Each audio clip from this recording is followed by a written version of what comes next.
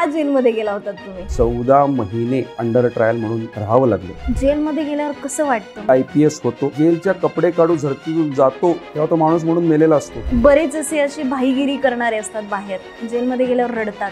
भले भले मोठे मोठे भाई कुणीतरी तंबाखू द्या रे तंबाखू म्हणून भीक मागताना पाहिले. जेलचं जेवण बिना मिठाचं असतं. फाशी अर्डात सर्वात चांगलं जेवण मिळेल. त्या फाशी अर्डात दिवस काढणं, उद्या मारणार की परवा मारणार याचाच विचार करत माणूस जातो. जे जल्लाद हा माणूस असतो, की फाशीचा दोर 2-3 आठवडे लोण्यामध्ये बुडवून ठेवला जातो. कसाब असं म्हणाला होता की बस एक बार बख्श दो, तर nobody react. Yerawada haunted place मध्ये येतो. येरवडा जेलमध्ये कसाबचं बुटू. जगामध्ये कसाबला कुठं गाडलं, कुणाला स्टोरी सांगण्यात आली नाही, ती लपून राहिली. तुरुंगात व्यसनं केली जातात. नॉर्मल माणूस पण तंबाखू खाल्ला. तुम्ही पण खाल्ला होता? मी तंबाखू नाही खाल्ली, मी सिगरेट ओढली आणि ज्याची मी कबुली माझ्या पुस्तकात दिली. DSK पण होते तुमच्याबरोबर? दोघांचाही संसार मोडून पडलाय. जेलमधून चिठ्ठ्या बाहेर जातात, आत येतात. येरवडा जेलमध्ये एक चिठ्ठी बाहेर पाठवायचा रेट 500 रुपये होता. जेलमध्ये होमोसेक्शुअलिटीच्या बरेचसे केसेस घडतात. एका बराकीतला एक पुरुष कैदी दुसऱ्या बराकीतल्या पुरुष कैद्यावर प्रेम व्यक्त करण्यासाठी फरमाईश देतो गाण्याची, तुझं न माझं लफडं गावात गाजलं.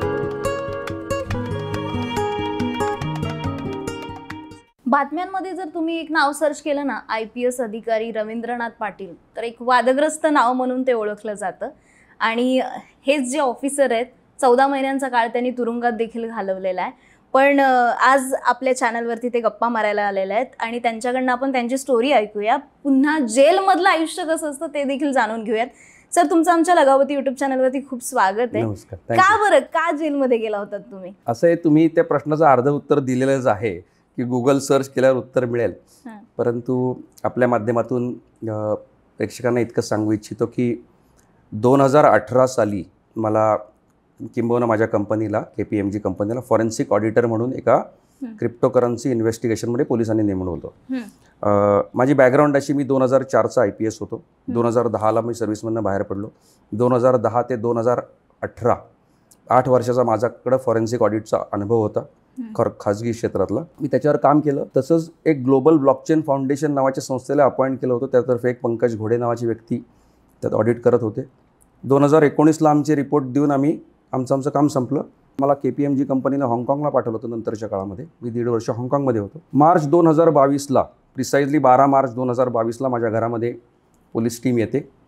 घरातले सगळे हे होतं, सर्च होतं, रेड होते आणि दुपारी 2 वाजता मला अटक करून कोर्टामध्ये हजर करण्यात आलं. माझ्यावर आरोप अतिशय सोपा आहे की म्हणजे सरकारची फसवणूक करणे किंवा क्रिमिनल ब्रीच ऑफ ट्रस्ट, म्हणजे तुम्ही त्याच्या विश्वासार्हतेचा भंग करणे. आणि या कलमाखाली मला अटक झाली आणि ज्याच्यामध्ये मला 14 महिने एक अंडर ट्रायल म्हणून राहावं लागलं. माझ्यासोबत पंकज घोडे जे व्यक्ती होते त्यांना साधारणपणे 6 ते 7 महिने राहावं लागलं आणि मला 14 महिने राहावं लागलं. कारण त्यांचा जामीन खालच्या कोर्टात झाला, मला हायकोर्टात झाला. आणि त्या काळामधले जे अनुभव आहेत ते मी मधल्या काळात पुस्तक रूपाने मांडलेत. अच्छा, का पुस्तक लिहावं वाटलं? की एक आरोपी होतात तुम्ही त्या दरम्यान आणि तुमचं पुस्तक वाचेल लोक असं वाटलं तुम्हाला? म्हणजे तुरुंगामधल्या अनुभवांवरती पुस्तक लिहिलं आणि त्याची 3री आवृत्ती देखील खपते आता. काय वाटतं, पुस्तक का लिहावं असं वाटलं? हे बघा, असं आहे की 2 गोष्टींनी विचार केला मी. पहिला भाग असा की मी आज जे पाहिलं ते पाहण्याचा एकच मार्ग आहे, ते म्हणजे कैदी होणं. म्हणजे मी एकीकडे IPS होतो. IPS म्हणून मी येरवडा जेल एकदा पाहिलंय. मी वकिलीचा विद्यार्थी म्हणून एकदा पाहिलंय. पण जसं येरवडा जेल मला कैदी म्हणून पाहायला मिळालं तसं यापूर्वी कधीच पाहायला मिळालं नव्हतं. हा एक भाग झाला. दुसरा, मी असा विचार केला की मला माहिती आहे मी एक आरोपी आहे, माझ्यावर आरोप आहेत, लोक मला कदाचित गुन्हेगार या नजरेने बघत असतील. पण मी असा विचार केला की एरवी सुद्धा सामान्य माणसं प्रत्येक वेळेस हिरोच्याच बाजूने बघतात असं नाही हो, त्यावेळेला विलनचाही विचार करतात. म्हणजे आपण आता विचार करूया की बाजीगर चित्रपटामध्ये की शाहरुख खान शिल्पा शेट्टीबरोबर एक लटकं लग्न करण्यासाठी तिला त्या बिल्डिंगमध्ये घेऊन येतो, त्याच्या गच्चीवर उभा करतो आणि मागून धक्का मारतो. तेव्हा तुम्ही आम्ही शिल्पा शेट्टीच्या बाजूला असतो का शाहरुख खानच्या? म्हणजे काही वेळा असं होऊ शकतं की लोकसुद्धा त्यांचा कॉन्शियस कदाचित एका गुन्हेगारी वृत्तीच्या माणसाच्या बाजूने कदाचित सहानुभूतीनं बघण्याचा असू शकतो. तर मला असं वाटलं की जेलच्या आतमध्ये अशा अनेक स्टोऱ्या आहेत. जसं तुम्ही आता मी शाहरुख खानचं उदाहरण दिलं, कारण तो एक प्रतिशोध आहे. माझ्या पुस्तकामध्ये माणूस गुन्हेगार का होता एक चॅप्टर आहे. त्यामध्ये प्रतिशोध नावाचा एक पार्ट आहे की प्रतिशोध हे कारण आहे गुन्हेगारी होण्याचं. आणि त्याच्यामध्ये काही मी रिअल स्टोऱ्या लिहिल्यात, तर नावं बदलून लिहिल्यात. पण त्यातली एक स्टोरी जेव्हा वाचली तेव्हा आमचे एक परिचयाचे एक बालरोग तज्ज्ञ आहेत, डॉक्टर हेमंत करंदीकर सर म्हणून, त्यांना इतकं टच झालं, ते म्हणाले असं वाटतं की कदाचित याच्या जागी आपण असतो तर आपण हेच केलं असतं. ती एका वाळू माफियाची आयुष्यावरची स्टोरी आहे की त्या वाळू माफियानी पुणे जिल्ह्यात धुमाकूळ घातला. असं म्हणतात की त्यांनी वाळूच्या क्रशर खाली 40 माणसं मारली. असं म्हणतात की फक्त एका साखर कारखान्यामध्ये स्लिपा वाटण्यावरून वाद झाला म्हणून त्यांनी एका माणसाला उजनीच्या धरणामध्ये फेकून दिला होता. असा क्रूर कर्म की ज्याच्यावर अनेक वेळा मोका तडीपारीचे गुन्हे रजिस्टर झाले. या माणसाची अजून एक त्याचा एक आयुष्याचा वीक पॉईंट होता, तो स्त्री लंपट होता. त्यांनी 90च्या दशकामध्ये लोणी काळभोरमध्ये एका शिक्षिकेवर बलात्कार केल्याचा आरोप होता आणि त्या शिक्षिकेने स्वतःला नंतर जाळून घेतलं. आणि त्या शिक्षिकेकडे शिकायला जाणारा एक पोरगा, ती गोष्ट सहन झाली नाही त्याला. या घटनेनंतर जवळजवळ 20-21 वर्षानंतर या माणसाने त्या क्रूर कर्म्याला मारून त्याचा बदला घेतला, प्रतिशोध. आणि जेव्हा ही घटना वाचली तेव्हा मला असं वाटलं की कदाचित कायदा फेल झाला होता. ही गोष्ट कायद्यानेच करायला पाहिजे होती, ती होऊ नाही शकली.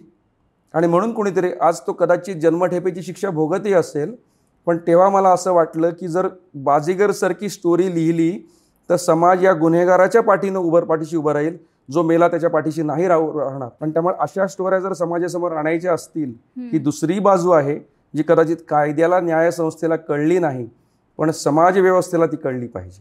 आणि हे पुस्तकाचा हेतू होता. जेलमध्ये गेल्यावर कसं वाटतं, म्हणजे असं वाटतं की रडू पण येत असेल की का आलो मी इथे, काय भावना असते ती, काय फिलिंग आहे? तुम्ही कधी कधी पराकोटीच्या दुःखाची कल्पना आहे ना, ती करून पहा. हे सावरकरांनी माझी जन्मठेपमध्ये एका ठिकाणी लिहिलंय की जेव्हा आनंद अमर्याद झाला की रडतो, म्हणजे आपण आनंदाश्रू येतात म्हणतात कारण मी खूप आनंदी आहे म्हणून. तसं सावरकरांनी लिहिलंय की खूप दुःख झाल्यानंतर दुःख हसायला लागतं म्हणे. म्हणजे तुम्ही कदाचित त्या अवस्थेला जाऊन पोचता की जे तुमचे अश्रू थिसतात. तुम्ही ते पराकोटीचं दुःख नाही अनुभवलेलं. म्हणजे मी एका ठिकाणी पुस्तकात लिहिलंय की एक पराकोटीच्या मृत्यू भयानक ग्रासलेल्या माणसालाच कदाचित ती परिस्थिती अनुभवायला येत असेल. ज्यावेळी एकीकडे IPS राहिलेला किंवा 7-8 वर्ष, खरं म्हणजे मला 22मध्ये अटक झाली, 12 वर्ष कॉर्पोरेट क्षेत्रात विविध देशांमध्ये नाव कमावलेला व्यक्ती सडनली जेव्हा त्या जेलच्या कपडे काढू झडतीतून जातो, जेव्हा तो तिथल्या जमिनीवर बसतो, जेव्हा त्याच्याशी लोक आरेतुरेत बोलायला लागतात, त्याला शिवीगाळ पण करायची गरज नाही, तेव्हा तो माणूस म्हणून मेलेला असतो. आणि त्या क्षणाला तुम्हाला रडू पण नाही येत, कारण त्याच्या पलीकडची अवस्था आहे ती दुःखाची. आणि बरेच असे भाईगिरी करणारे असतात बाहेर, गुंड, आणि जेलमध्ये गेल्यावर रडतात, अनेकदा डिप्रेशनमध्ये येऊन आत्महत्या देखील करतात. अशा काही घटना तुम्ही पाहिल्यात जेलमध्ये? भले भले मोठे मोठे भाई जेलमध्ये गेल्यानंतर पहिले 24 तास कुणीतरी तंबाखू द्या रे तंबाखू म्हणून भीक मागताना पाहिले. याचं कारण असं आहे की तुम्ही असाल बाहेर कोणीतरी मोठे, पण ज्याचं सेटिंग आहे खूप मोठं, किंवा जो एखाद्या मोठ्या, आम्ही त्याला म्हणतो टोळी आणि कंपनीमधला फरक करतो. छोटी असते गुन्हेगारांची ती टोळी, मोठी असते ती कंपनी. तुम्ही डी कंपनी पिक्चर बघितलाय ना, ते लोक स्वतःला म्हणत नाही मी टोळीवाला माणूस, ते म्हणतात आम्ही कंपनीवाले. तर एखादा कंपनीवाला सोडा, कारण जेलमध्ये अशा काही गँग होत्या की एकेका गँगचे 50 आणि 60 मेंबर आतमध्ये होते. त्यांना आत गेल्यावर काय फरक नाही पडायचा, त्यांचे लोक आणून द्यायचे, त्यांना सगळी सोय करायची. पण एखादा गल्लीतला स्वयंघोषित भाई असतो ना, तो आत तिथं पोचला, 4थ्या दिवशी जमिनीवर आला म्हणून समजायचं. अशा मोठ्या मोठ्या मी म्हणणाऱ्या भाईंना तिथं मी जमिनीवर बसलेलं पाहिलंय. बरं, तो रडला तर नशीबवान, निदान त्यांनी भावना व्यक्त करतो. काही वेळा असं होतं की मला रडावं असं वाटतं, पण 4 चौघात माझी प्रतिष्ठा कमी होते म्हणून मी रडू शकत नाही. अशी माणसं डिप्रेशनमध्ये जातात.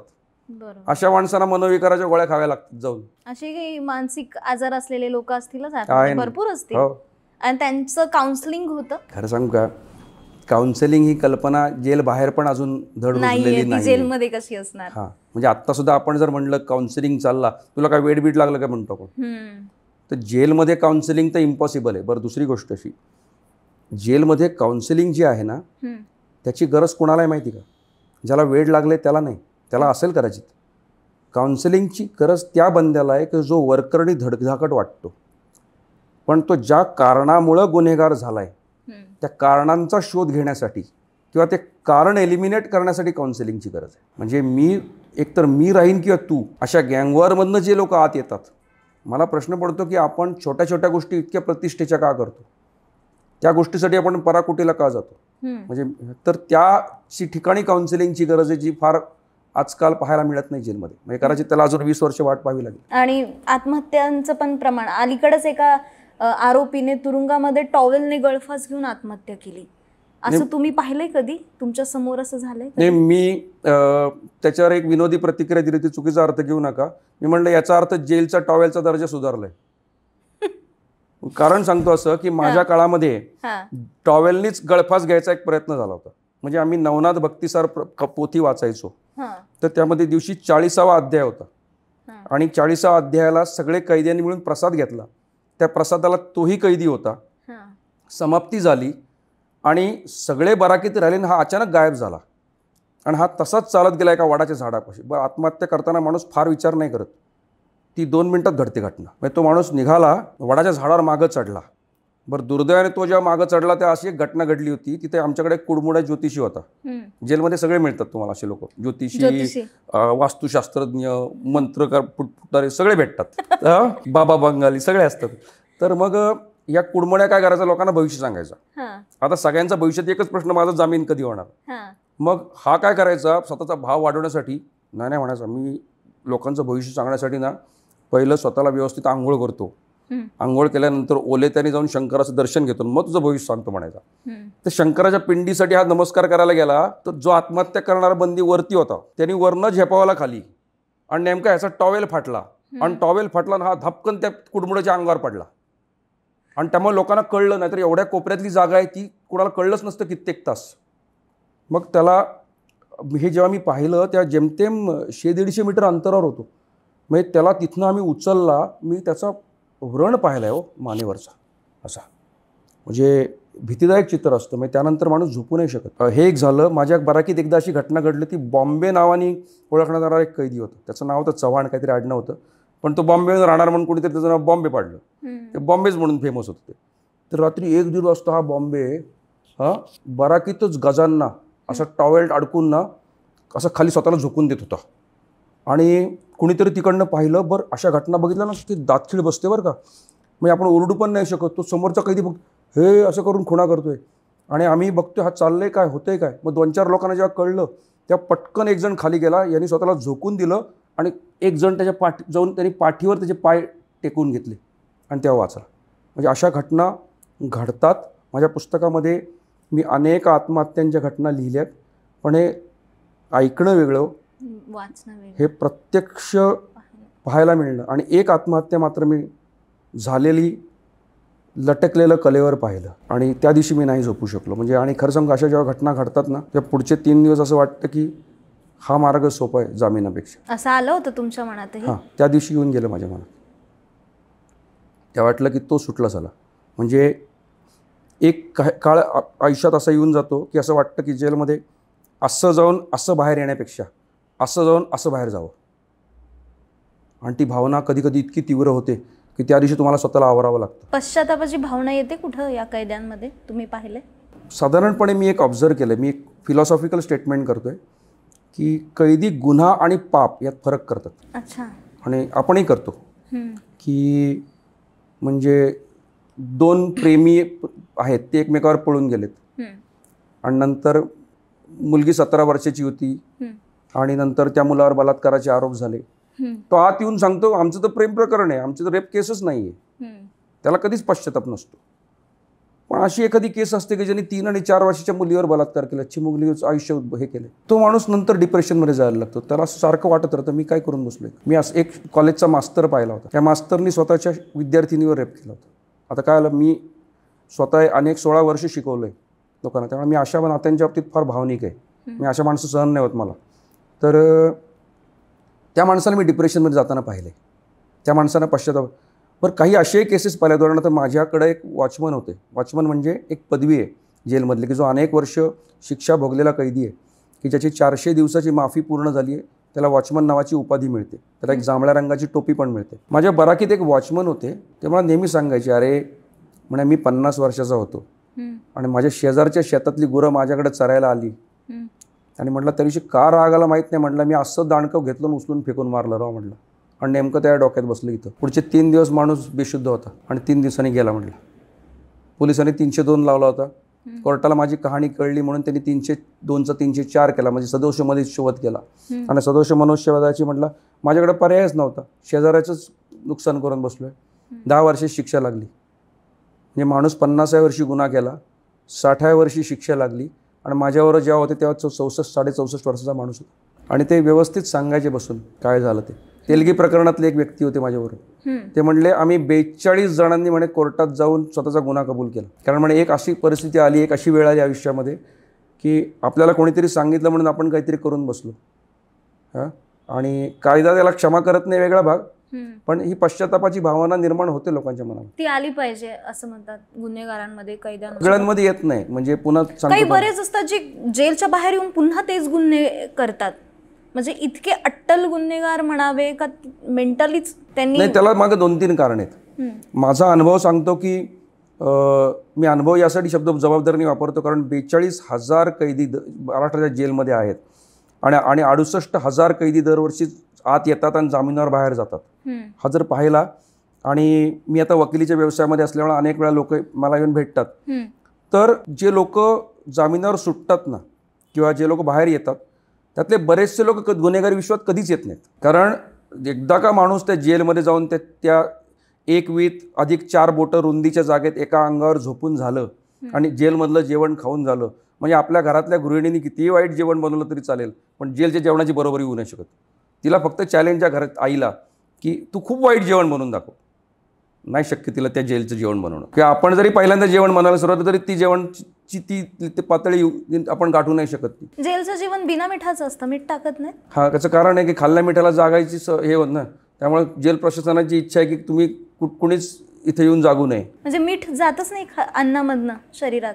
हा, म्हणजे ऑन पेपर तरी मीठ देत असतील कदाचित, पण वस्तुस्थितीमध्ये जेवणामध्ये मीठ नसतं, मुद्दाम टाकत नाही. हा, म्हणजे मीठ नसतं, हिंग टाकतात.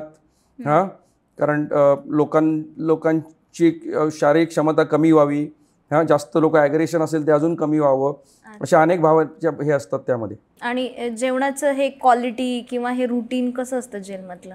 म्हणजे पूर्वी अनेक वर्षापूर्वी जेलमध्ये फक्त सकाळच्या वेळी गंजी मिळायची तांदळाची, त्याला कॉंजी म्हणतो इंग्लिशमध्ये, आणि ब्रेकफास्टला.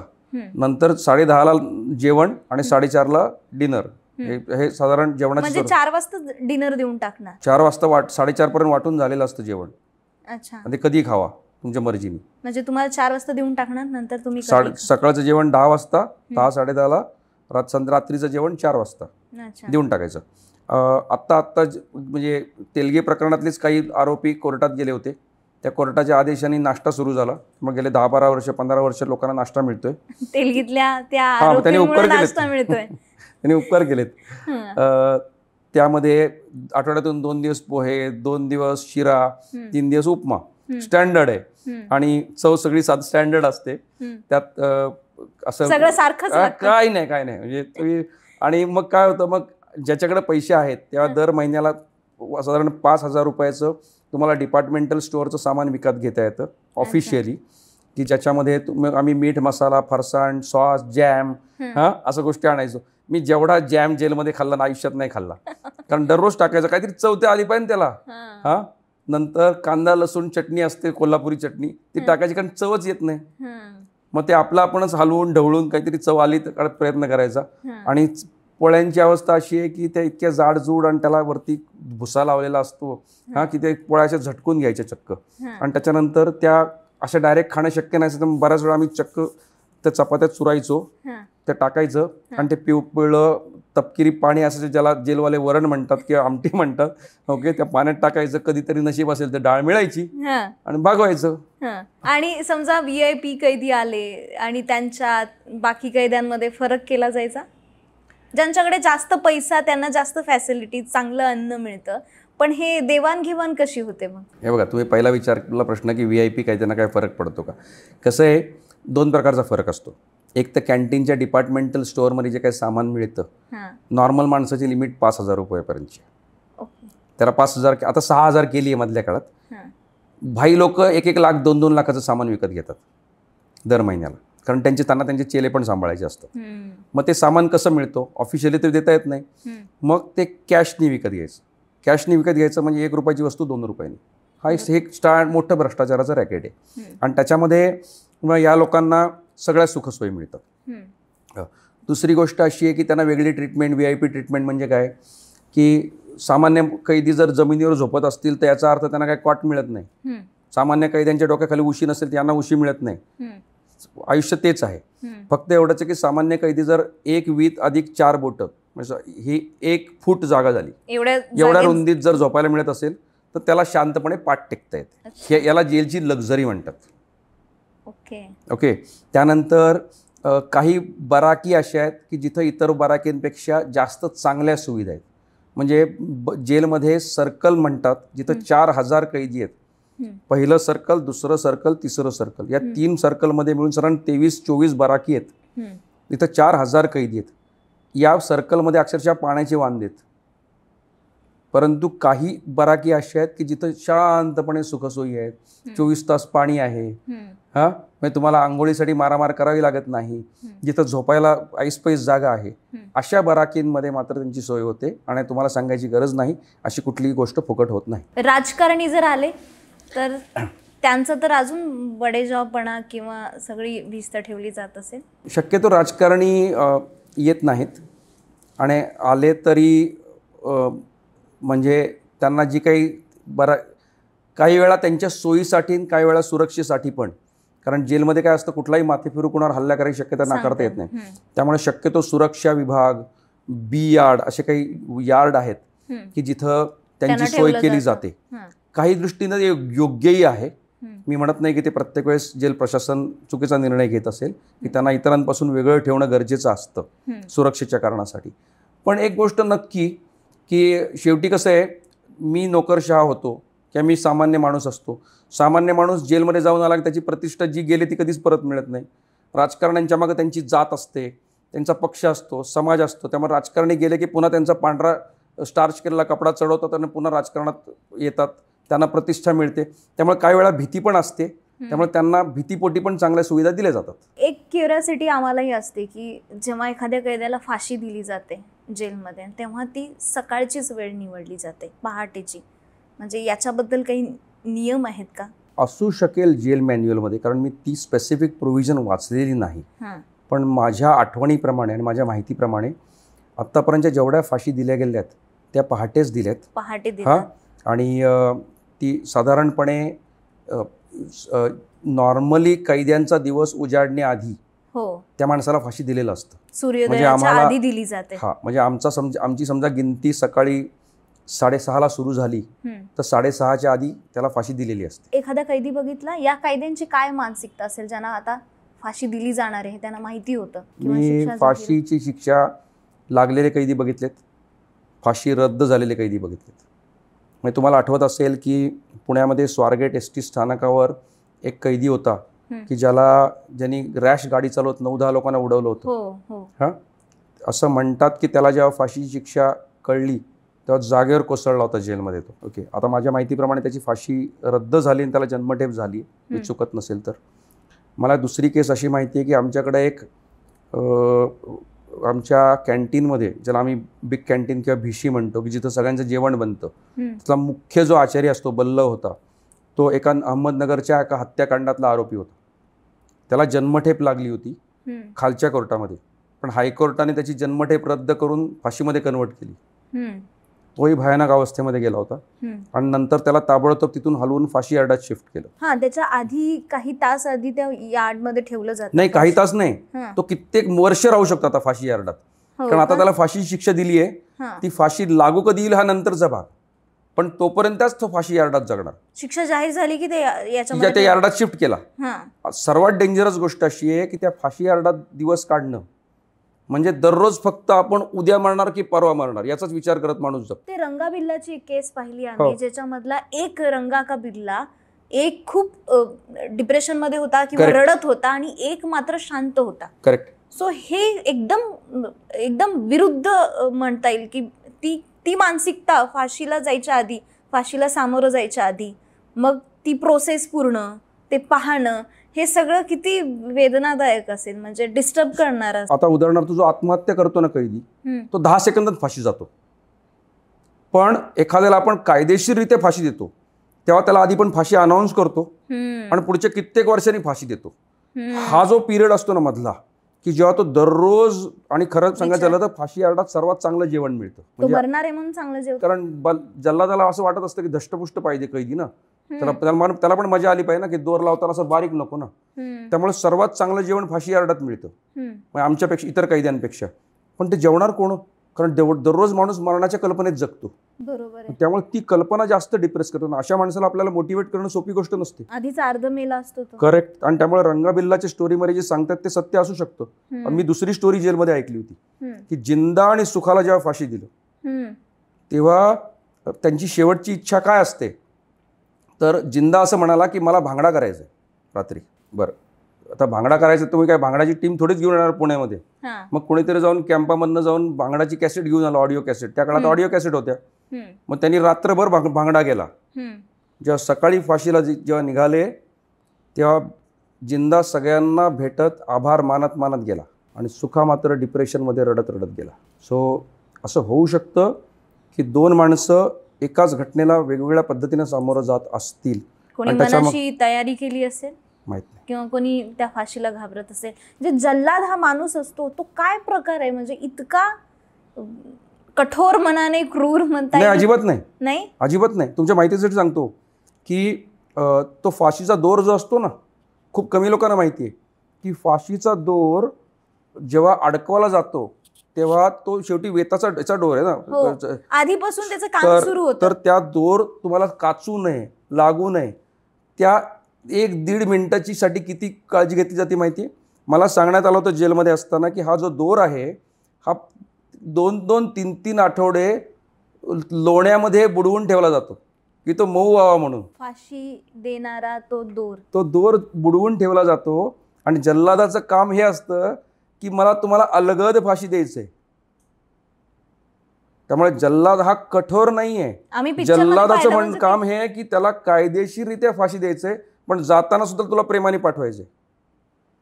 आणि तो दोर असा, तो नूक अशा पद्धतीने बांधला जातो, म्हणजे तुमच्या माहितीसाठी जेव्हा ते खालचा जो त्याला एका प्लॅटफॉर्मवर उभं केलं जातं, तो प्लॅटफॉर्म जेव्हा हलवला जातो त्या खाली पाणी आहे. ते कसाबच्या चित्रपटात पण दाखवले. तो जेव्हा झटका बसतो, तसंच आहे बरं का इथं येरवडा जेलला पण. झटका जेव्हा बसतो तेव्हा मानेचा एक भाग आहे ज्याचं मी टेक्निकल, आता मी काही डॉक्टर नाही, त्याला म्हणतात मॉड्युला ऑब्लेंगेटा, मी जर चुकत नसेल त्याचं नाव. तो तुटतो आणि तुटला की इन्स्टंटली माणसाची संवेदना संपून जाते. मेंदूच्या ज्या काही संवेदना पोचतात त्या संपलेल्या आहेत. त्याच्यानंतर माणूस पुढचे काही सेकंद बायोलॉजिकली जिवंत आहे, पण त्याला काहीच कळत नाही. तर ही सिस्टीम का केली, झटका देऊन फाशी द्यायची, ॲटलिस्ट तुला त्या क्षणापर्यंत तडफडावं लागू नये म्हणून. त्यामुळे तुम्ही जल्लाद हा वाईट आहे म्हणता, पण जल्लादामध्ये पण खूप मोठं सायन्स आहे आणि ते ज्याला जमतो तोच जल्लाद होतो. पिक्चरमध्ये आम्ही सिरीजमध्ये असं पाहिलं की त्यांना काही दिवस आधी दारू दिली जाते की त्या नशेमध्ये त्यांना त्याला सामोरं जायचं असतं, कोणाला तरी फाशी द्यायची असते आणि त्यासाठी त्यांना प्रिपेअर केलं जातं. तर असे एकदम भयानक स्वरूपातले जल्लाद दाखवले, म्हणून हा प्रश्न विचारला की जल्लाद कसे असतात दिसायला. नाही, कसं आहे की ही वैयक्तिक गोष्ट झाली की शेवटी त्याचं प्रोफेशनल काम आहे त्याला त्यामध्ये. मग त्यामुळं कदाचित एखादं एक्स्ट्रीम उदाहरण असेलही असं, पण तू शक्यतो कोणी भावनिक आहे एन्काउंटर स्पेशलिस्ट जर असं होत नाही हो, बरोबर ना. उर्दूमध्ये एक शायरी आहे की उनसे जरूर मिलना बड़े सलीखे के लोग हैं, उनसे ज़रूर मिलना बड़े सलीखे के लोग हैं, सर भी कलम कड़े करेंगे बड़े एहतराम के साथ. त्यामुळे अत्यंत सलीखेने शांतपणे खटाक करून माणूस शांतपणे चहा प्यायला, कॉफी प्यायला निकामा झालेला असतो. People are so professional in this world. आणि ही त्यांची जबाबदारी आहे. आणि अशी ज्यांची मानसिकता आहे, असं ज्यांचं ट्रेनिंग आहे, ग्रूमिंग आहे, तोच माणूस जल्लाद होतो. आमच्यासारखा माणूस होऊ नाही शकत.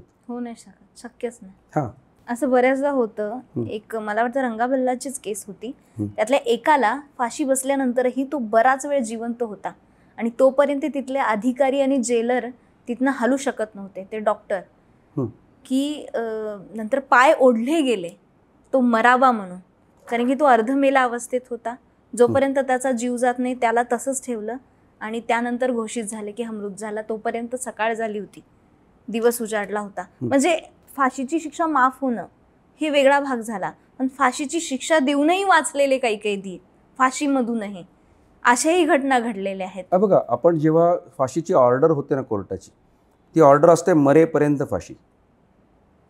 ओके. त्यामुळे नुसती फाशीची ऑर्डर कधीच कोर्ट देत नाही. मरेपर्यंत फाशी. हा, म्हणजे समजा तुम्ही जे सांगताय स्टोरी, युजली काय असतं, समजा कसाबला फाशी दिलंय, त्या कसाबला फाशी देण्यात कसाबच्या वजनाचं हे बनवून, पोतप बनवून किंवा काही हे बनवून त्याला 10 वेळा 20 वेळा ट्रायल घेतली गेलेली असते तिथं. हो, आधी. त्यामुळे तुम्ही जे सांगताय ती मला खरंच आश्चर्यकारक गोष्ट वाटते. कारण एक तर फाशी कुठल्याही कारागारात आजकाल 5-10 वर्षातून एकदा होते. ते झाल्यानंतर त्याचं बऱ्याच वेळा ड्रिल केलं जातं की ते व्हावं म्हणून. आणि असं असतानाही जर तुम्ही सांगत असाल की अशी घटना घडली, तर ती खूप अपवादात्मक घटना आहे असं मला वाटतं. युजली त्याचं प्लॅनिंग आणि त्याची जे काही ड्रिल आणि त्याचं जे काही आपण म्हणतो रंगीत तालीम, ती इतक्या वेळा झाली असते की माणूस अक्षरशः मेकॅनिकली मारला जातो. आणि तसंच होतं. म्हणजे 1 ते 1.5 मिनिट स्वाभाविक आहे. कारण शेवटी मी असं ऐकलंय, कसाबनी जेव्हा फाशी त्याला दिली तेव्हा कसाब असं म्हणाला होता की बस एक बार बख्श दो, आणि त्याच्यानंतर पूर्ण सायलेन्स होता, नोबडी रिॲक्टेड. त्याच्यानंतर कसाबला जेव्हा फाशी द्यायची वेळ तेव्हा पीपल कुड सेन्स की त्यांनी खूप दीर्घ श्वास घेतला. म्हणजे तुम्ही आणि आम्ही त्या जागी असतो, कदाचित कल्पना करून बघा, आपल्या तोंडावर टाकले तर एक्झॅक्टली आपण हेच केलं असतं. आणि त्यामुळं तो दीर्घ श्वास ठेवून, शेवटी श्वासाचं महत्त्व काय ना त्या अशा परिस्थितीत गेल्यावर कळतं.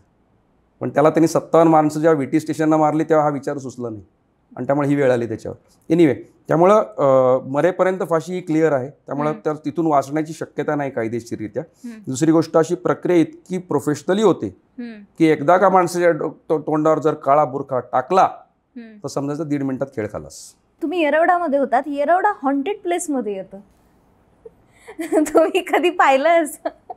म्हणजे हा प्रश्न तुम्हाला कॉमेडी वाटू शकतो, पण गुगलवरती जरी सर्च केलं तर हॉन्टेड प्लेसमध्ये काही स्टोरीज अशा तयार केल्या जातात का? हे बघा, माझ्या पुस्तकात 13 नंबरचा चॅप्टर आहे भूत. हा dedicated Yerawada as a haunted place. किंबहुना मी जेव्हा येरवडात गेलो आणि या कहाण्या ऐकायला लागलो, त्या म्हणलं रात्रीचं खेळ चाले पार्ट 3 आहे म्हणलं इथं. हां, आता कुठली स्टोरी आली म्हणलं मी लिहितो. किंबहुना पुस्तक लिहायची जी पहिली प्रेरणा मिळाली ती याच्यातून मिळाली. आणि मला पूर्वी ना जगातल्या अनेक हॉन्टेड जागा बघायचा छंद होता. म्हणजे मेहरोलीमध्ये एक हॉन्टेड जागा आहे, किंवा बांगलादेशमध्ये शास्ता खान, म्हणजे ज्याला शाहिस्ते खान म्हणतो आपण, त्याचा राजवाडा आहे, that is a haunted place. अशा अनेक जागा मला बघायचा छंद होता. मला कोणी सांगितलं हॉन्टेड जागा आहे, चला निघायचं आणि आपण जाऊन बसायचं तिथं. तर इतक्या अगणित कहाण्या, आणि त्याला म्हणजे लोक ज्या वास्तुशास्त्राचा किंवा ह्याचा आधार देऊन त्या एक्सप्लेन करायचा प्रयत्न करतात. उदाहरणार्थ, येरवडा जेलचं मुख्य दरवाजा हा दक्षिणमुखी आहे. हां, येरवडा जेलमध्ये दरवाजा सोडला मुख्य तर 3 बाजूनी नुसती गज आहेत सगळ्या बाजूनी. म्हणजे त्याला आग्नेय वायव्य काय संबंध नाही. हां, सगळ्याचा. त्यात काय होतं, येरवडा जेलमध्ये दर 6 महिन्यातून एक आत्महत्या होते, दर महिन्याला एक आत्महत्येचा प्रयत्न होतो.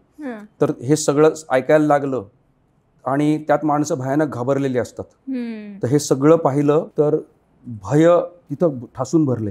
आणि त्यामुळे असे अनुभव येत असतील तर ती आमच्या भयाची अभिव्यक्ती असते. मी आत्ता भूत आहे, भूत नाही, मी आस्तिक आहे, नास्तिक आहे, जातच नाही, हा प्रश्नच नाही. हा विषय बाजूला ठेवा. पण तुम्हाला एक भूताच्या स्टोऱ्या ऐकायच्या असतील तर येरवडा जेल सारखी जागा नाही. आणि जर असं गृहीत धरलं मी काही काळ की माझ्यावर गुन्हा आहे, आरोप आहेत, मला शिक्षा लागू शकते, बाजूला ठेवा, मी एक रिसर्चर आहे, तर दिवसभर तुम्हाला कोण ना कोणतरी स्टोऱ्या सांगतो. म्हणजे मला लोक स्वतःच्या आयुष्यातल्या स्टोऱ्या सांगायची तर हातात थरथर कापायचे. म्हणायचे अमावस्या की रात को ये हो गया था, ऐसा हुआ वैसा हुआ. ते जाऊ द्या, जेल कर्मचारी सांगायचे की मी तिथं झोपलो होतो, रात्री माझ्या छातीवर असं दाबत होतो. आणि सर्वात डेंजरस गोष्ट म्हणजे मला येरवडा जेलमध्ये एका जेल कर्मचाऱ्याने बसून स्टोरी सांगितली की येरवडा जेलमध्ये कसाबचं भूत आहे. आणि ती त्यांनी अशी सांगितली, असे अनुभव सांगितले, ते बोलताना त्याला शहारे येत होते. आणि मी पुस्तकामध्ये कसाबचं भूत नावाचा एक सबचॅप्टर आहे, ज्याच्यामध्ये त्यांनी जे सांगितलं त्याच्यामध्ये मी कुठलंही व्हॅल्यू ॲडिशन न करता त्याच्या शब्दात लिहिलं. कसाबचं भूत आहे म्हणतात येरवड्यात. आणि त्यांनी सांगितल्यामुळं मला एक वेगळाच फायदा झाला. मी म्हटलं 66 एकराचं येरवडा जेल आहे. येरवडा जेलची बाहेरची भिंत जर मोजली तर ते 75 एकर होईल. आणि त्याच्यामध्ये जर येरवडा ओपन जेल म्हणलं तर ते 500 एकर आहे. मग एवढ्या 550 एकराच्या याच्यामध्ये अमुक अमुक ठिकाणीच त्याला कसबचं भूतका भेटलं किंवा त्याला भासका झाला. याच्यावरून मला कल्पना सुचली की कसाबला जगामध्ये कसाबला कुठं गाडलं हे कुठंच माहीत नाही. येरवड्यात गाडलं त्याला, येरवड्यात गाडलं, अज्ञात ठिकाणी गाडलं. ते कुठं गाडलं कुणाला स्टोरी सांगण्यात आली नाही, ते लपून राहिली. आणि त्याच्यातून मला हळूहळू, कारण शेवटी कसं once a police officer always a police officer, हां, नाहीतरी मोकळा सोडलाच आहे तुम्ही, तर माझा मीच तपास सुरू केला. आणि असं करता करता कुठलाही कागदोपत्री पुरावा नसताना अनेक लोकांची चर्चा करून मला ती जागा सापडली जिथे कसाबला गाडलं होतं. आणि मी कुणाचाही मुलाहिजा न बाळगता ती माझ्या पुस्तकात लिहून टाकलं. तुम्हाला अनुभव आलाय असा कधी? असं आहे की मला ना खूप लोकांनी अनुभव देण्याचा प्रयत्न केला पण आलाच नाही. हा, म्हणजे उदाहरणार्थ माझ्या इथे एक जण बसला मुलगा राहायचा, त्याला दररोज रात्री भूताचा अनुभव यायचा.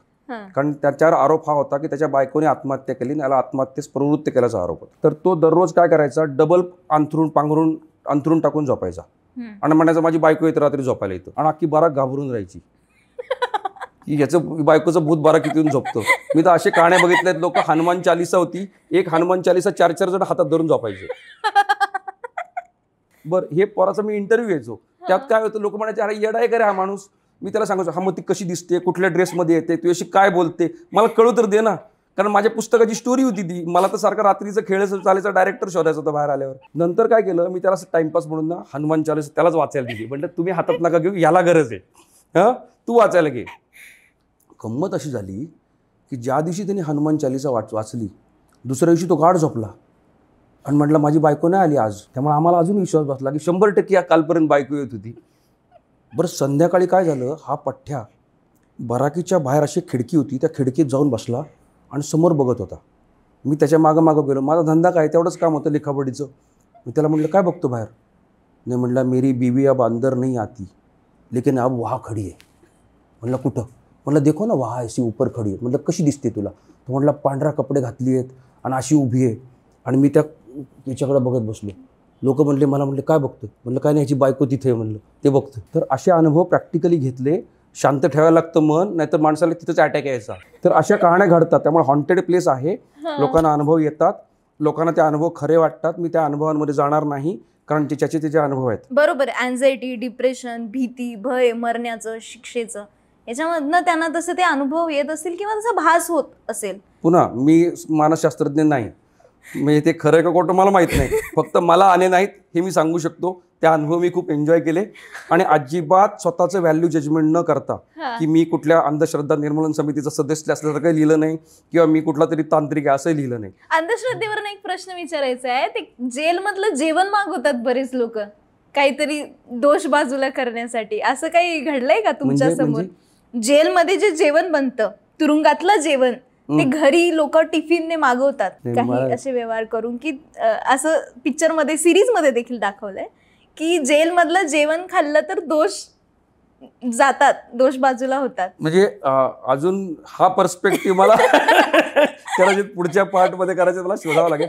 आतापर्यंत तरी असं कळलं नाही. अंधश्रद्धा आहे की तुरुंगातलं जेवण खाल्लं तर आमचे दोष बाजूला होतील, जे काही आहे मी 14 महिने खाल्लो, माझे कुठलेच दोष गेले नाही अजून. एखादा एस्केप प्लॅन पाहिलाय कोणी, कैदी पळून गेला वगैरे? कसं म्हणजे इतकं सुरक्षा असताना? एक अनुभव स्वतः पाहिला. तो जेलच्या बाहेर पळत प्रयत्न केला त्यांनी.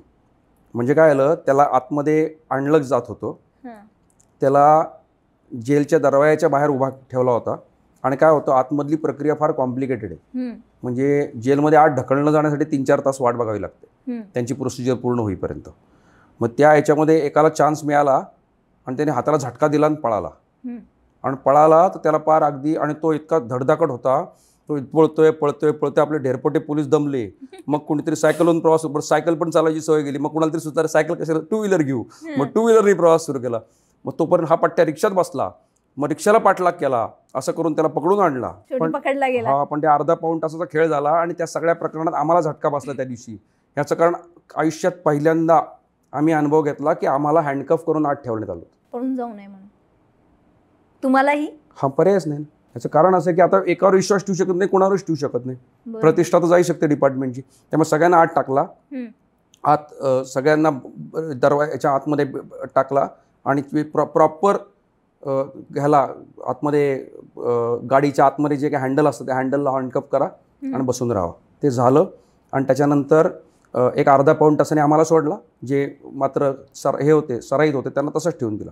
हा एक अनुभव. दुसरा अनुभव मी आतमध्ये ऐकला. एक बाळू पवार नावाचा कैदी होता, तो 2012ला असाच पळाला होता. तर त्यांनी तर चक्क तो लोहारकाम विभागात काम करायचा. त्यांनी चक्क 2-2 फुटाचे रॉड बनवून ते रॉडला रिवेटिंग करण्यासाठी जागा ठेवली होती. असे रॉड बनवून ते असं फेकत राहायचा तो मागं कचऱ्याच्या कुंडीमध्ये आणि नंतर ते गोळा करत राहायचा. ते पिशवीत साठवायचा आणि एक दिवस तो पळून गेला. 20 फुटी जेलची भिंत आहे, त्याने असे 9 उभे रॉड तयार केले, ते म्हणजे 18 फूट आणि एक असा आकडा तयार केला 20 फूट आणि या सगळ्यांना लास्ट मोमेंटला रिवेटिंग केलं. हां, आणि एक आता हा उभी स्टिक आहे, त्या उभ्या स्टिकला फक्त आडवा वेल्ड मारलाय, म्हणजे सिंगल स्टिकची शिडी त्यांनी तयार केली. असा आकडा टाकून तो वरून खाली चढला, खालून वर चढला, वरती बसला चक्क भिंतीवर. कल्पना करून बघा, अशी मोठी भिंत त्यावर बसला.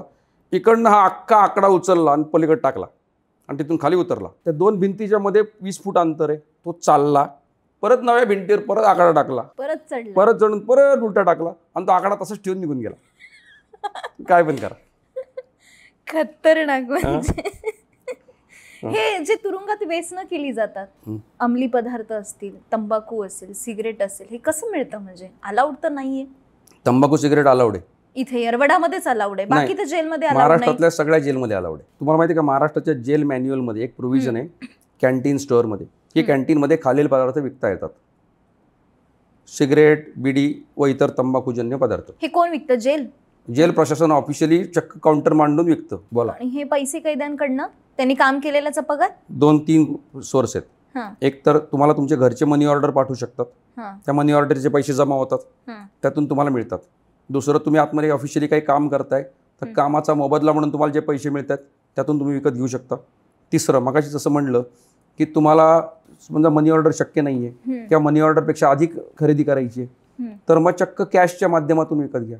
कॅश म्हणजे काय, UPI पैसे पे करा, एक का 50 का 100 करायचे, आणि त्यामुळे डबल किमतीला विकत घ्या. जेलमधलं तंबाखू 100 रुपयाला मिळतो नाही, 10 रुपयाची तंबाखू 20 रुपयाला. अच्छा, डबल पैशात. आणि हे सर्रास होतं, म्हणजे हे ओपनली सगळे व्यसन करतात. साधारण 80 ते 85% लोक तंबाखूजन्य व्यसनादी हे आहेत. ज्यांना व्यसन नाही त्यांनाही लागत असेल. हा, म्हणजे माझं उदाहरण घ्या की मी आयुष्यात कधीही तंबाखूजन्य पदार्थ खाल्ले नाही. फक्त जेलमध्ये गेल्यावर परिणाम असा झाला की पाणी कमी प्यायला लागलो, कारण पाण्याचे नळ गंजलेले आहेत, खूप घाण पाणी येतं आणि दरवर्षी जेलवाले पाणी टेस्टिंगला पाठवतात, रिपोर्ट मात्र पॉझिटिव्ह येतो, सगळं व्यवस्थित येतो, एकदम पाणी फार भारी आहे म्हणून. ते आता बहुतेक कुठल्या तरी साहेबांच्या फिल्टरचं पाणी पाठवत असावेत. तर ते पाणी खराब व्हायचं म्हणून पिऊ नाही शकायचो.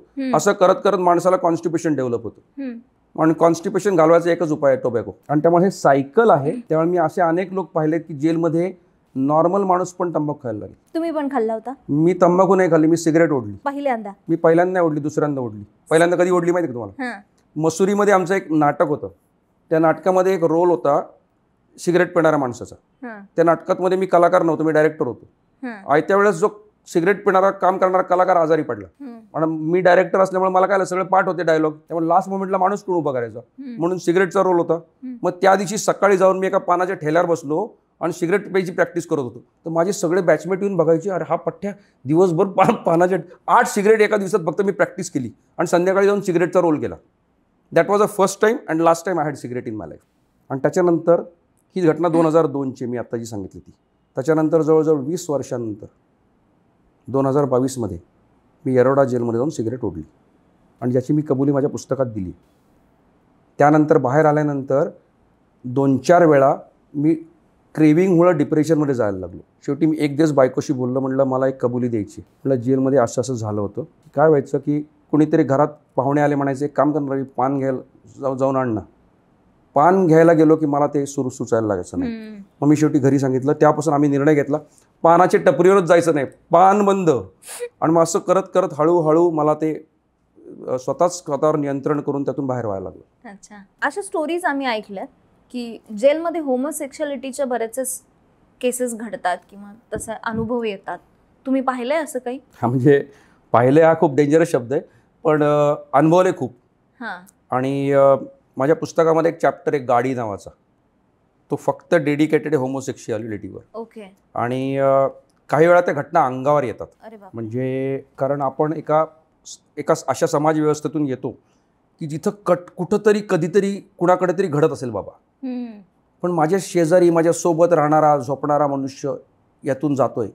बरं, तुम्ही जर बघितलं असेल की जेलमध्ये ना अशी काही प्रायव्हसी काहीच नाही ना, त्यामुळे कित्येक वेळा अशा घटना तुम्हाला दुपारच्या वेळी संध्याकाळच्या वेळी आसपास घटना दिसतात किंवा कधीतरी कुणाकडनं तरी कानावर येतात आणि ते खूप भयानक असतं. म्हणजे सुरुवातीला मला आठवतंय परफेक्ट डे 22 मे 2022 त्या रात्री झालेली जी घटना होती की बराकीतच कुणीतरी रंगेहात पकडलंय कुणाला तरी. अच्छा. आणि त्यानंतर पुढचे काही दिवस ना मी असं डिप्रेशनमध्ये आहे की हे काय चाललंय. कारण अशा प्रकारची घटना म्हणजे कधीतरी पूर्वी पुस्तकात मी वाचलंय की जेलमध्ये असं चालत असावं म्हणून, पण आपल्यालाच हे बघायची वेळ येईल हे कधीच नाही कल्पना केली. परंतु तिथून माझ्यामध्ये झालेला बदल सांगतो. ज्यांचा मी अनुभव घेतला त्याच लोकांबरोबर मी त्यांचा इंटरव्ह्यू घ्यायला बसलो, कारण मी म्हटलं काय नाही तर स्टोरी आहे. हां. आणि मग त्यातून ना त्यांची मानसिकता उलगडत गेली आणि मग मला असं वाटायला लागलं की यार जेवढं हेटेरोसेक्शुअलिटी नॅचरल आहे, ओके, म्हणजे मला कल्पना आहे की एका पुरुषाला दुसऱ्या पुरुषाविषयी आकर्षण वाटतं हे पचवणं सोपं नाही, परंतु त्या कैद्याच्या मानसिकतेतून पहा की काही वेळा त्यांना आतच यायची गरज नाही आहे तरी त्याला अटक केली. त्याला कदाचित 8 दिवसांनी जामीन मिळू शकतो, पण त्याला 6 महिने ठेवला आहे. बरोबर आहे. एवढं असूनही ज्याला कायदेशीररित्या 5 फूट बाय 8 फूट जागेत झोपायची सोय करता येईल त्याला तुम्ही एकमेकाच्या अंगावर तंगड्यात टाकून ठेवलंय. असा माणूस महिने वर्षानुवर्ष जर राहत असेल तर त्याच्यामध्ये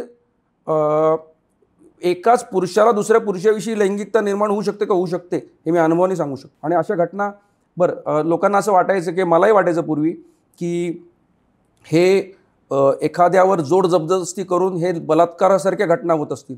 अहो नाही हो, लोक प्रेमात पडतात जेलमध्ये. नुसतं प्रेमात पडतात असं नाही, लोक एकमेकांसाठी झुरतात. जेलमध्ये ना फरमाईशी प्रकार नावाचा प्रकार असतो. जेलमध्ये FM रेडिओ आहे. दर बुधवारी, शुक्रवारी आणि रविवारी लोकांना इतर कैद्यांसाठी किंवा स्वतःसाठी काही फरमाईशी देता येतात. जसं आपण कॉलेजमध्ये फिश पॉइंट चालतात ना, तसं एका बाराकीतला एक पुरुष कैदी दुसऱ्या बाराकीतल्या पुरुष कैद्यावर प्रेम व्यक्त करण्यासाठी फरमाईश देतो गाण्याची. मी तुम्हाला उदाहरण सांगतो की सर्कलमध्ये एक कैदी होता, त्याचं एका हिजड्याबरोबर प्रेम जमलं. जेलमध्ये हिजडे पण आहेत, विशेष बंदी म्हणतात त्यांना. बरं, विशेष बंद्यांचे लोक पटकन प्रेमात पडतात का कोणाला कल्पना नाही. तर त्यांनी विशेष बंद्यावर टाकलं की घुंगरू पैंजणाचं काहीतरी कानात वाजलं तुझं न माझं लफडं गावात गाजलं हे गाणं, आणि असे सगळं अशा प्रकारचे फरमाईशी चालतात. मी असेही प्रकार पाहिलेत की जर आपला प्रियकर किंवा काय प्रियकर बनावा प्रियसी बनावा प्रश्नच आहे, पण जर या बाराकीतून दुसऱ्या बाराकीत जर गेला तर लोक रडतात, पाया पडायला जातात, साहेब लोकांचे साहेब त्याला परत पाठवा आमच्याकडं. हां. आणि मी एक असा अनुभव घेतला की एका होमोसेक्शुअल कपलनी माझ्या बाराकीमध्ये गणेशाची आरती केली. कोणतरी म्हणलं अरे नाही रे, आज गणपती आहे, नवमी आहे, नवमीला आपण हे करतो, बाहेर सत्यनारायणची पूजा चालते, तर सत्यनारायणच्या पूजेला कोणतरी जोडपं पाहिजे ना, तर जोडपं म्हणून होमोसेक्शुअल जोडपं बसलंय. बरं, हे जेल बाहेर कितीही अतर्क्य अनाकलनीय पचायला जड असलं तरी देखील एका पर्टिक्युलर स्टेज नंतर ते आम्हाला नॉर्मल वाटायला लागलं होतं. म्हणजे माझ्या वयामध्ये किंवा माझ्या ज्या संस्कारातून ज्या समाज व्यवस्थेतून मी येतो तिथं कदाचित ते त्या लेवलला माणूस पोचत नसेल, पण एखादा सामान्य कैदी म्हणजे माझ्याही वयाचे किंवा माझ्यापेक्षा वडील वयाची माणसंही या प्रकारच्या जाळ्यात ओढली गेलेली मी पाहिलीत तिथं जेलमध्ये. ते अनुभव होते. DSK पण होते तुमच्याबरोबर तिथे, त्याच बराकीमध्ये असतील किंवा आसपास असतील, भेट झाली तुमची त्यांच्याशी? हां, म्हणजे DSK सर, मी जेलच्या पश्चिमेला राहायचो, टिळक विभागामध्ये. आणि ते जेलच्या पूर्वेला हॉस्पिटल विभागामध्ये राहत होते. त्यांचा मुलगा तिथं जवळच लेपर यार्डमध्ये हॉस्पिटल 3 बराकीत राहत होते. हे साधारण हॉस्पिटल 1 बराकीमध्ये राहत होते. माझी त्यांची अनेक वेळा भेट व्हायची. अतिशय जिंदादिल व्यक्तिमत्व. म्हणजे त्यांना ते संध्याकाळी चालायला बाहेर पडायचे, 1.5 तास चालायचे. म्हणजे जेलमध्ये 15,000 पावलं सतत चालत असतील. प्रत्येकाशी भेटायचे, गप्पा मारायचे, आनंदाने बोलायचे. मला त्यांची पहिली भेट आठवते की मी त्यांच्याविषयी खूप आदराने बोललो होतो. आणि तेव्हा ते मला म्हणाले की मोडून पडला संसार तरी मोडला नाही कणा, आणि पाठीवरती हात फिरून फक्त लढ म्हणा. असं म्हणताना काय झालं माहिती का, त्यांच्याही डोळ्यात पाणी आलं, माझ्याही डोळ्यात. कारण असं की दोघांचाही संसार मोडून पडला आहे. म्हणजे मोडून पडला संसार ही कविता वाचणं सोपं, आणि संसार मोडल्यानंतर हे वाक्य बोलणं सोपं. आणि आय रिमेंबर की on that day we hugged each other. आणि त्याच्यानंतर जे आमचं बॉन्डिंग झालं, मला आजही त्यांच्याविषयी नितांत आदर आहे. की कुणावर काय आरोप आहेत, माझ्यावर काय, त्यांच्यावर काय, वेगळा विषय. जेलमध्ये गेल्यानंतर एक माणूस म्हणून कसे आहोत एकमेकाला हेच महत्त्वाचं. आणि त्यांचा विषयीचा आदरभाव आणखी यासाठी वाढला कारण माझ्या पुस्तकाची प्रस्तावना त्यांनी लिहिली हो. DSKनी माझ्या पुस्तकाची प्रस्तावना लिहिली, आणि ती तेवढीच उत्कटपणे लिहिली जेवढं त्यांचे उत्कट व्यक्तिमत्व म्हणून ते फेमस आहे. बरेच असे गुन्हेगार किंवा भाई लोक असतील जे जेलमधनंच सूत्र हलवतायत बाहेरच्या जगाची, त्यांच्या जगाची. हो, पाहिलं असेल तुम्ही? हो, पाहिलंय, अनुभवलंय. आणि मी तुम्हाला एक उदाहरण सांगतो. जेलमध्ये चिठ्ठ्या पाठवल्या जातात. चिठ्ठी हे जेलमधल्या अंतर्गत सूचनांचं आणि जेलमधून बाहेरच्या सूचनांचं सर्वात मोठं माध्यम आहे. हां, आणि जेलमधून चिठ्ठ्या बाहेर जातात, आत येतात. त्याच्या मागे एक अर्थशास्त्र आहे खूप मोठं. तर आमच्या काळात येरवडा जेलमध्ये एक चिठ्ठी बाहेर पाठवायचा रेट 500 रुपये होता, आत आणायचा रेट 500 रुपये होता. आणि साधारणपणे 250-300 चिठ्ठ्या दिवसाला जात असतील. म्हणजे साधारण अंदाज घ्या की किती पैशाचा हिशोब आहे. तर एक कैदी सुरक्षा यार्डसारख्या अतिसुरक्षित मानल्या जाणाऱ्या यार्डामधून आपल्या पत्नीला चिठ्ठ्या पाठवत होता कोथरूड पोलीस स्टेशनच्या हद्दीमध्ये. त्या चिठ्ठीमध्ये कुणाकडनं काय वसुली करायची याची सगळे डिटेल लिहून घ्यायचं. अरे बापरे. त्याच्या बेसिसवर फोन कॉल चालायचे, आणि त्यातून ह्या पैशाची सावकारीचा धंदा असेल किंवा कुठली वसुली असेल त्याचे काय अवैध धंदे चालू राहायचे. त्याची पत्नी खूप भारी होती, ती खूप इमोशनल होती नवऱ्याविषयी. त्यामुळं त्याच्याकडून येणारी प्रत्येक चिठ्ठी जपून ठेवायची, ती त्यांनी कधीच फाडून नाही टाकली. आणि त्यामुळे काय झालं, जेव्हा पोलिसांना संशय आला, जेव्हा रेड झाली, तेव्हा कुठल्या मोबाईल नंबरवरून चिठ्ठ्या आल्या, किती आल्या, किती रकमेच्या आल्या, कुणाच्या आल्या, सगळ्याचा बाजार उठला, सगळ्यांची पोलखोल झाली. आणि यामध्ये झालं काय, येरवडा जेलमध्ये 17-18 जेल कर्मचारी सस्पेंड झाले, जे यात इन्व्हॉल्व होते. हा, कारण सगळेच हे झाले, उघडे पडले. पण तिचं म्हणणं बरोबर होतं, नवऱ्याकडून आली चिठ्ठी आहे ना, प्रेमाची ती मेंटेन केलीच पाहिजे, त्याचे काय का परिणाम होईल, प्रेम महत्वाचं. तुरुंग रंग हे जे तुम्ही पुस्तक लिहिलंय त्याच्यामध्ये फाचाडी, आफ्टर, सुंदरी, आणखी काय भिशी, नंबरकारी असे शब्द आहेत. त्या शब्दांचे काय अर्थ आहेत? म्हणजे हे शब्द मी पहिल्यांदा ऐकले. आणि नंबरकारी थोडा कानावर पडला होता शब्द जुन्या काळामध्ये. नंबरकारी याचा अर्थ असा की एकाच गुन्ह्यातले जे सहकारी असतात त्यांना नंबरकारी म्हणतात. तर उदाहरणार्थ मी आणि पंकज घोडे एकाच गुन्ह्यातले सहकारी होतो. माझी त्यांची ओळख अर्थात एकदा 2018मध्ये आम्ही एकदाच भेटलो होतो. 2022मध्ये आम्ही ते 13-14 दिवस शक्यतो आम्हाला एकत्र ठेवण्यात आलं नव्हतं. आतमध्ये गेल्यानंतर पहिल्या दिवशी आमची भेट झाली, नंतर पुन्हा आमची ताटातूट झाली त्यावेळेस. पण त्या दिवशी आम्हाला कळलं की आम्ही एकमेकाचे नंबरकारी होतो. हां, बरं. जेव्हा आम्ही तिथं पोचलो तेव्हा ज्या बराकीत पहिल्यांदा ठेवलं जातं त्या बराकीला आफ्टर बराक म्हणतात. आफ्टर? हां. का? कारण संध्याकाळी 6 वाजता जेलची पूर्ण गिनती म्हणजे टोटल मोजली जाते. ती टोटल मोजली 6 वाजता की नव्या कैद्यांना आत सोडलं जातं. मग ही टोटल मोजून टोटल त्या दिवसाची क्लोज झाल्यानंतर आम्ही आलो, नंतर म्हणजे आफ्टर. हां, म्हणून ते कैदी आफ्टरवाले होतात. मग आम्हाला दुसऱ्या दिवशी पुन्हा रेग्युलर गिनतीमध्ये ॲड केलं जातं, आणि त्या दिवशी संध्याकाळी पुन्हा टोटल संपली 6 वाजता ती मोजली की त्याच्यानंतर जेव्हा नवीन कैदी आत येतात त्यांना आम्ही पुन्हा आफ्टर म्हणतो. हे आफ्टर होतात. त्याच्यानंतर आता हे जे म्हणतात भिशी, सुंदरी, हे शब्द मी लिहिलेत. काही सगळ्यांचा काय अर्थ आता सांगणं शक्य नाही, परंतु ते जेलमधले प्रचलित शब्द आहेत, ते अपभ्रंश आहेत. म्हणजे उदाहरणार्थ भिशी म्हणजे काय, ते जेलमध्ये जे कॅन्टीन आहे, ज्या कॅन्टीनमध्ये 7,000 कैद्यांचा स्वयंपाक बनतो त्याला बिग कॅन्टीन म्हणतात, कारण जेलमध्ये 3-4 कॅन्टीन आहेत. ओके. एकाला मेन कॅन्टीन म्हणतात, दुसऱ्याला छोटे डिपार्टमेंटल स्टोअरलाही कॅन्टीन म्हणतात. त्यापासून वेगळेपणा दाखवण्यासाठी त्याला बिग कॅन्टीन म्हणतात. अच्छा. हे बिग कॅन्टीनचा शॉर्ट फॉर्म काय, तर BC. हा, ओके. आता BC ला जा, BC वर जावा असं करत करत BC झालं, ते अपरनॉश झाला. हा, तसं हे जे शब्द आहेत ते हळूहळू त्या ठिकाणी जेलमध्ये रूढ होत गेले आणि त्या शब्दांची पण एक युनिक हिस्ट्री आहे. आणि मला असं वाटलं की ते शब्द लोकांपर्यंत पोचले पाहिजे. उदाहरणार्थ भोंडा हा शब्द आहे. भोंडा मनोविकारग्रस्त माणसाला म्हणलं. भोंडा. हा, आता तो इतका पॉप्युलर झालाय शब्द की तो जेलमधून बाहेर येऊन ते कैदी ज्या समाज व्यवस्थेचे भाग आहेत ना त्या झोपडपट्ट्यांमध्ये पसरलाय. म्हणजे आमच्या घरी काम करणाऱ्या मोलकर्णी बाई आहेत, ते मला सांगत होते आमच्या शेजारचा माणूस भोंडा झालाय. मला एकदम चर्र झालं, कारण हा शब्द जेलचा शब्द आहे. त्यांना कसा कळला, कारण त्यांच्या आसपासची मुलं बोलतात. बरं, गमतीचा भाग असा आला, हा भोंडा शब्द कुठून आला. डॉक्टर चंद्रशेखर भोंडे नावाचे एक डॉक्टर होते, जे आज आहेत फार मोठे मानसोपचार तज्ज्ञ आहेत. अत्यंत विख्यात रिस्पेक्टेड नाव. येरवडा जेलचे पहिले मानसोपचार तज्ज्ञ म्हणून त्यांची नेमणूक होती. जेलमध्ये जेवढा मानसोपचाराचं ट्रीटमेंट होती ती त्यांनी एस्टॅब्लिश केलेली. आणि त्यांनी ह्या मनोविकाराच्या गोळ्या नव्याने इंट्रोड्यूस केल्या. कुणीतरी त्या लोकांनी सांगितलं की ह्या गोळ्या कुठल्या, तर भोंडे डॉक्टरांनी गोळ्या दिल्यात म्हणून या भोंड्याच्या गोळ्या दिल्या. आणि भोंड्याच्या गोळ्या खाणारा कोणता, तो भोंडा. म्हणजे हे डॉक्टरांचं नाव त्या कैद्याला लागलं. आणि आजही भोंडा भोंडा शब्द प्रचलित आहे आणि कुठल्याच कैद्याला माहीत नाही की हा शब्द एका डॉक्टरांच्या नावावरून आला आहे की जे 2001 साली येरवडा जेलमध्ये पोस्टिंगला होते. आणि म्हणून मला वाटलं की या स्टोऱ्या इंटरेस्टिंग आहे, त्या लोकांसमोर मांडाव्या. प्रत्येक शब्दामागे काहीतरी स्टोरी असते. अगदी. जेलमधनं बाहेर आल्याबरोबर कैदी काय करतात, पहिली गोष्ट काय करत असते. बरेच लोक दारू पितात. अच्छा. क्रेविंग जे असतं ना ते पूर्ण करायचा प्रयत्न करतात. ओके. कारण असं आहे की बाहेर आत असताना असलेल्या समस्या वेगळ्या, बाहेर आल्यानंतरच्या समस्या वेगळ्या. बाहेर आल्यानंतर समाज स्वीकारत नाही हो. म्हणजे आपण कुठल्या तरी सुनीता विल्यम्स तिकडनं आली परत अंतराळातून म्हणून स्वागत करायला जावं, तसं कोणी लोकांच्या घरी येऊन पायगाड्या कोणी घालत नाही हो. लोक जेलमध्ये बाहेर आले तरी लपून छपूनच घरी येतात. बरोबर.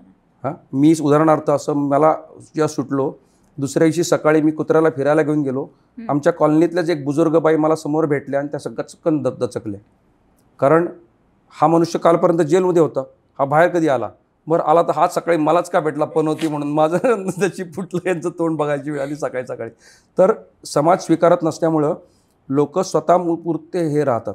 त्यामुळं हे एक झालं. दुसरी गोष्ट, जी क्रेविंग डेव्हलप असते ना बऱ्याच काळाची, अतृप्त इच्छा राहिलेली असते, ती लोक पूर्ण करायचा प्रयत्न करतात. मला विचाराल तर मी पुढचे महिना दीड महिना बायकोनी हिशोब लिहून ठेवला होता, किंबहुना माझ्या मुलीनी आणि मुलांनी मिळून ना मला वर्षभरात मी काय मिस केलं आहे त्या पदार्थांची यादी लिहिली होती. आणि म्हणजे तिने मला एक चिठ्ठी पाठवली होती जेलमध्ये असताना की तू आलास ना बाहेर की तुला, माझी मुलगी फार भारी कुक आहे, खूप भारी स्वयंपाक करते. ती आत्ता फक्त 12वीत आहे. तेव्हा ती 10वीची परीक्षा तिची नुकतीच संपली होती. तर तेव्हा तिने मला माझ्या आवडीच्या पदार्थांची लिस्ट मागितली होती, ते तिने बनवून खाऊ घातले होते मला. हे मला वाटतं तुरुंगात जाऊन येणं ही काय अनुभूती, म्हणजे विपश्यना केल्याच्या पेक्षा त्याच्या बियॉन्ड जात असेल व्यक्ती.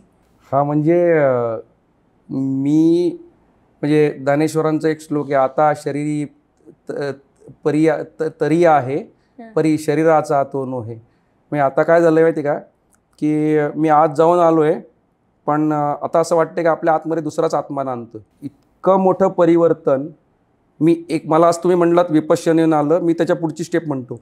उरुळी कांचनचा निसर्गोपचार आश्रम आणि नाशिकचा इगतपुरीचा विपश्यना आश्रम असं एकत्र करा आणि जेल, ते कॉम्बिनेशन जेल आहे. म्हणजे हे तुमचे अनुभव आहेत आणि तुमच्या तुरुंगरंग या पुस्तकात तुम्ही ते लिहून काढलेत. नक्कीच वाचण्यासारखं हे पुस्तक असेल. ह्या सगळ्या गप्पा ऐकून तुम्हाला काय वाटलं? मजा तर आलीच असेल आणि तुमच्या ज्ञानातही भर पडली असेल. तुमच्या प्रतिक्रिया कमेंट बॉक्समध्ये लिहून नक्की कळवा आणि अशाच गप्पा ऐकण्यासाठी लगावती यूट्यूब चॅनलला सबस्क्राईब करायला विसरू नका.